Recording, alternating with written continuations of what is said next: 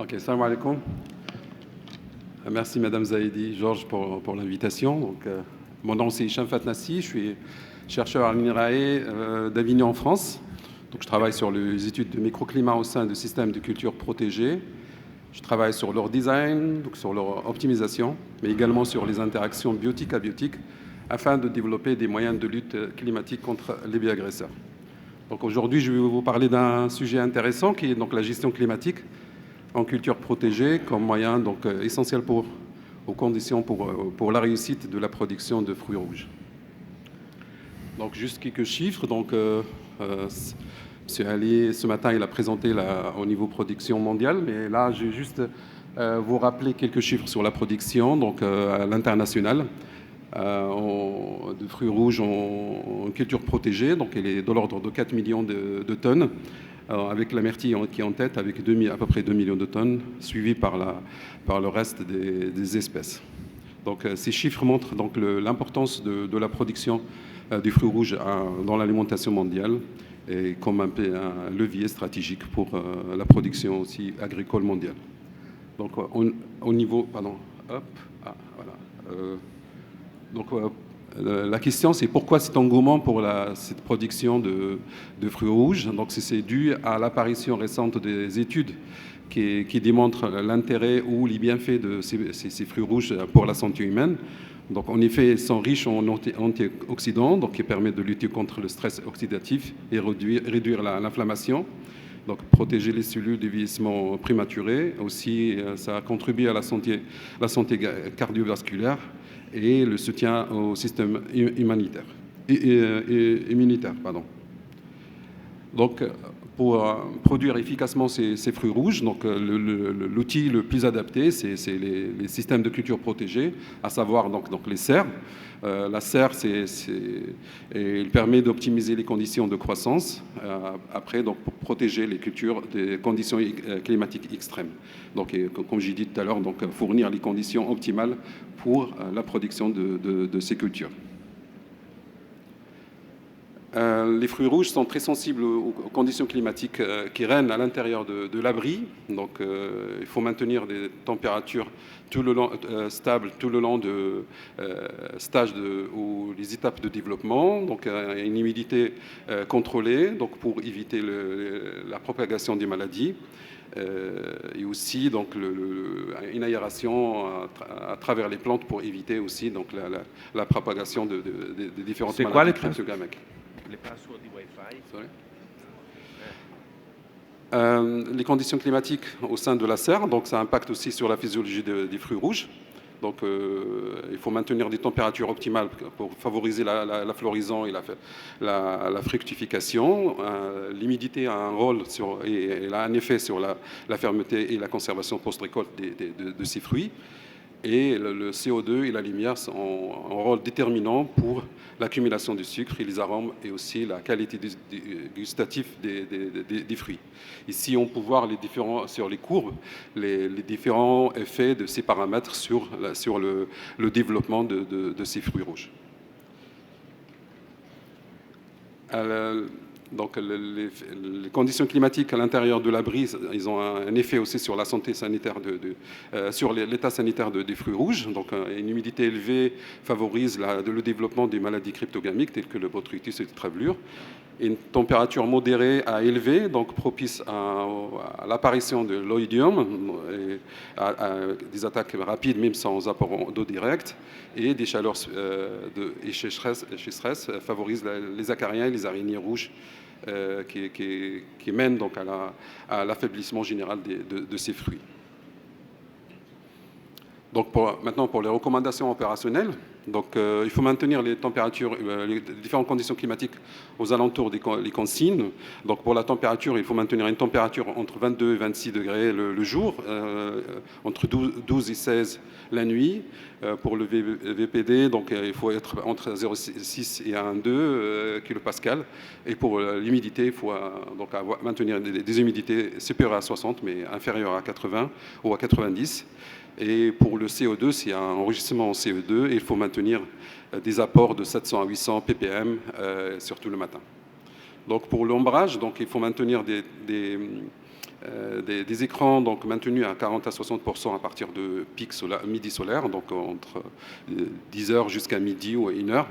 Et aussi, il faut maintenir des humidités élevées par brumisation au pulse pour maintenir ces VPD, CPR1 2. Donc, une fois la température excède donc, les consignes, il faut aérer donc, progressivement pour rester dans l'intervalle de tolérance et optimal pour les plantes. Comme j'ai dit tout à l'heure, donc, il faut éviter des humidités CPR 90 prolongées parce que ça donne des conditions favorables à l'installation d'une maladie cryptogamique. Donc pour les recommandations maintenant pour éviter le développement de maladies, donc il faut serrer la condensation, donc l'apparition de l'eau libre sur les feuilles et prévoir une bonne ventilation pour casser ce phénomène de condensation. Guetter le développement de poudre blanche ou autres maladies sur les feuilles. Et aussi, donc, il faut espacer les plantes donc, pour éviter les maladies cryptogamiques et respecter un espace de 30 à 40 cm entre chaque plant, 80 à 100 cm entre les rangées pour favoriser la circulation de l'air et aussi l'entrée et la transmission de la lumière. Donc aussi, donc, il faut retirer régulièrement les feuilles et les fruits abîmés ou malades pour éviter donc, le départ des maladies.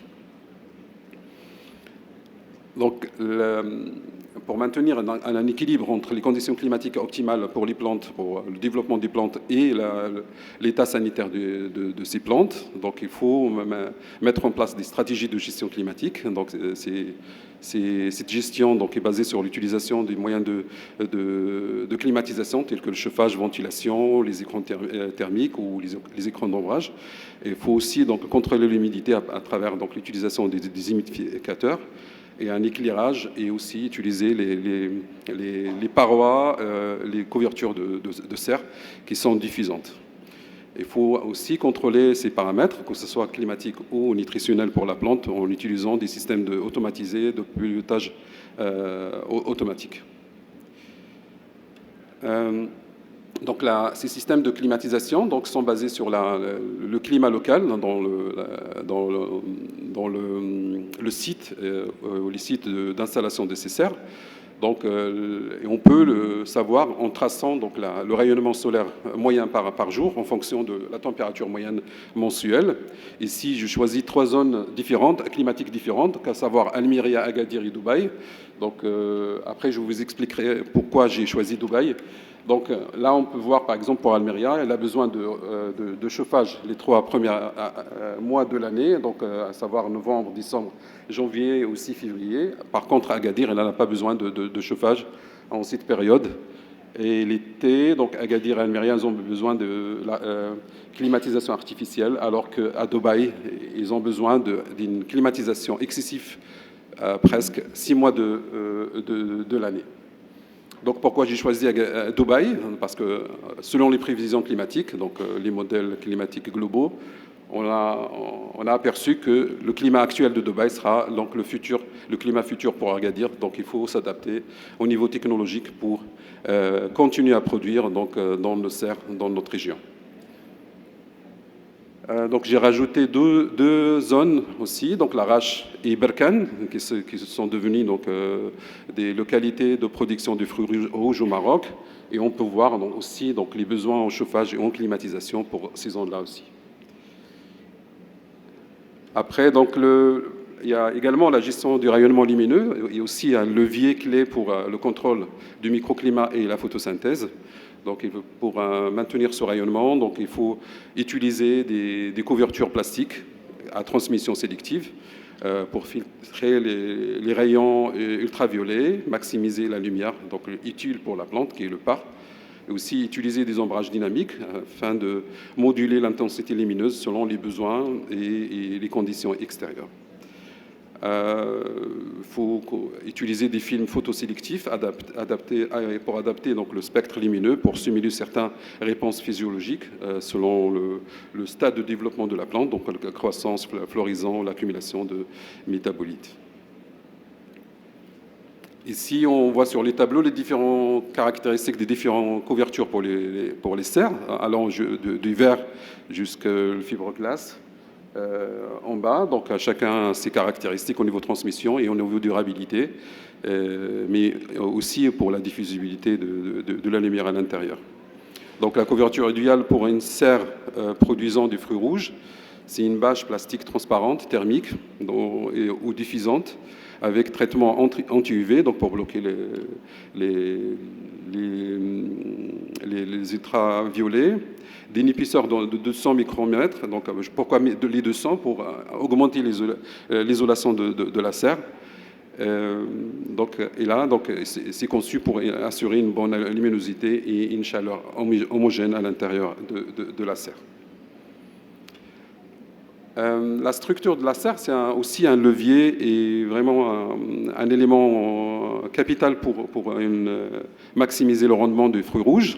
Donc pour la région d'Agadir ou même à l'échelle nationale marocaine, donc ce que je recommande, c'est à court terme d'améliorer l'existant, donc à partir de la serre canarienne actuelle, après l'améliorer, et aussi donc de rajouter, de mettre en œuvre ou en place des sources alternatives d'énergie comme l'énergie propre, l'énergie solaire.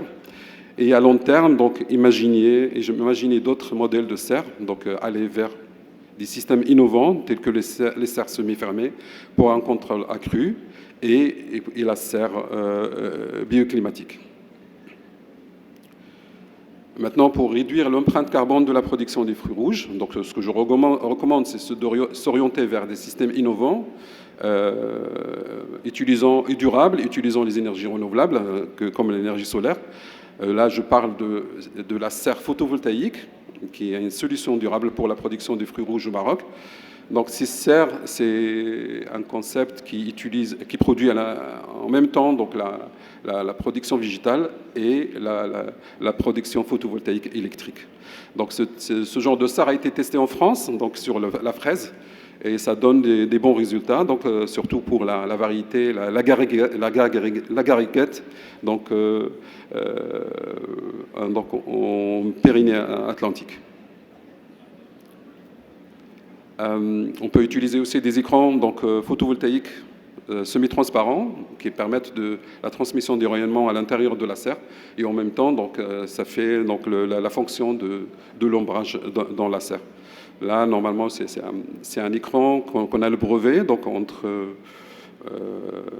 nous et à l'INRA et SolarCloud, c'est une entreprise française qui est basée à côté de Cannes. Comme j'ai dit tout à l'heure, pour augmenter la durabilité du système de production donc, de fruits rouges, il faut utiliser des énergies propres. Là, je donne l'exemple pour le chauffage, par exemple, pour l'utilisation de l'énergie thermique et géothermique. Là, ces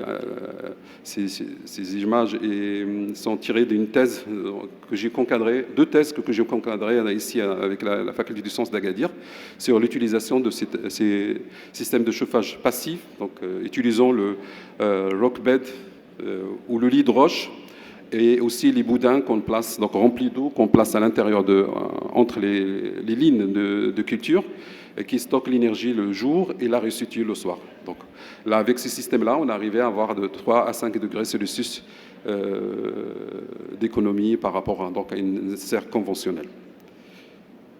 De même, donc, en utilisant l'énergie solaire, mais avec l'énergie un peu active, donc, pour faire circuler l'eau chaude produite sous les panneaux solaires à l'intérieur de la serre pour chauffer cette serre.